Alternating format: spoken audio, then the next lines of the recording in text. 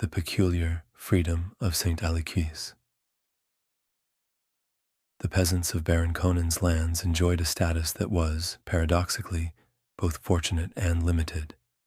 They were free men, not slaves bound to the land, having been freed about a century earlier by a previous baron, who, on his deathbed, sought to perform some extraordinary act for the salvation of his soul.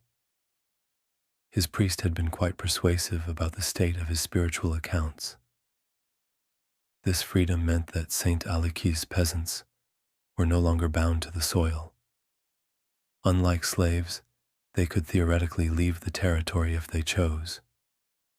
They could marry whomever they wished without seeking their lord's permission or paying a fee. When they died, their possessions would pass to their heirs, without the lord confiscating an outrageous portion. Yet this freedom was largely theoretical. While peasants had the legal right to leave, they could rarely sell their tiny farms and possessions for enough money to establish themselves elsewhere.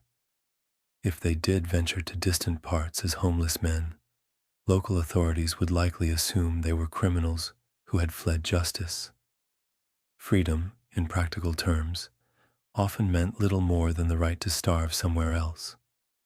Even free peasants remained farm workers, and the stain of common blood clung to them like a shirt of tar. No amount of prosperity could wash away the mark of their birth. The great poet, Bertrand de Born, expressed the typical knightly attitude towards successful peasants. I love to see the rich peasant in distress if he dares to compete with nobles. I love to see him beg his bread in nakedness. The economics of exploitation